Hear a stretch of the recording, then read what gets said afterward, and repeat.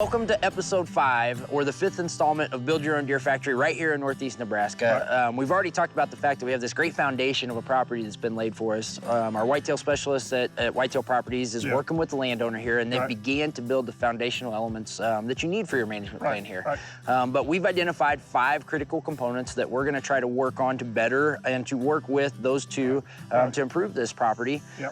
Last week, we covered thermal cover. This week, we're coming back to bedding areas and sanctuaries.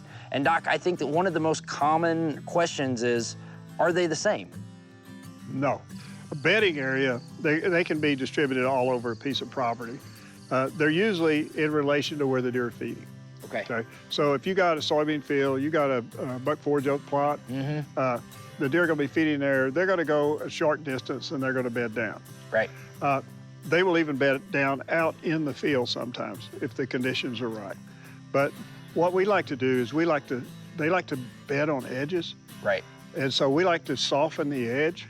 And this property here, one of the problems it has is it has discrete edges. That's where the forest comes right up to the field. A lot of hard edges. Hard edges. You don't want that. We need to soften that edge. How do you soften an edge?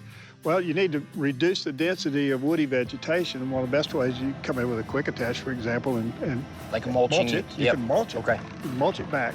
And then plant things like wild plums or berries or whatever there. But also we like to plant switchgrass on our edges so it softens. Kind of buffer zones. Buffers it. So the deer don't have to travel as far to the bedding areas.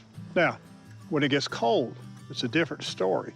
The deer are they use topography and they're gonna select areas to bed that have the following characteristics. First of all, aspect is the direction that the land is pointing. So a slope is pointing. A slope. Okay. So you want a south aspect, and you want to establish little openings in there and have some cover so they can get that sunshine and that. Okay. All right, that's bedding cover. Now, a sanctuary is totally different. A sanctuary is an area where it's just for bucks, where bucks can go and bed down, okay? And they can have some peace without being busted by a predator or a human being or whatever. Okay? What they want to do is find a place, preferably they like about 2/3 of the way up a slope, where they can smell what's coming behind them and see what's in front of them. Okay. So if you're coming into an area that fits the requirements for a sanctuary and there's a buck that's using it, he's going to detect you long before you know he's there. He's going to put his tail down. He's going to put his head down. He's going to slip out. Now, if you that's not busting him. That's the sanctuary working. He'll come back and continue to use it. Wow, that's interesting. So there's definitely a difference between the two. I know one thing that we've talked about with sanctuaries is using supplemental feeding too. So place the boss buck feeders. And you know, sanctuaries are not areas that we're gonna hunt. It's a sanctuary, it's just that. So stay away from it, you know, legally and just from a strategy standpoint. So what are you feeding in that boss buck feeder? Okay, first of all, we're making that one-stop shopping for him. But how do we know it's a sanctuary? Because we didn't see the deer.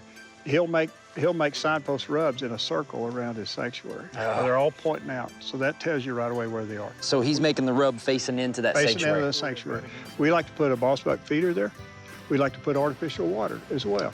We want to make it really a nice bedroom for him. One-stop shopping. One-stop shopping for him. And if you do that and don't get in there and mess with it, you're going to be glad you did. Wow. Well, Doc, thank you. We appreciate that. And there you have it, folks. What you've got is bedding areas and sanctuaries. They are different, but you need to have both, Doc. So great deep dive. We've got another one coming for you next week. Make sure you stay tuned to Build Your Own Deer Factory.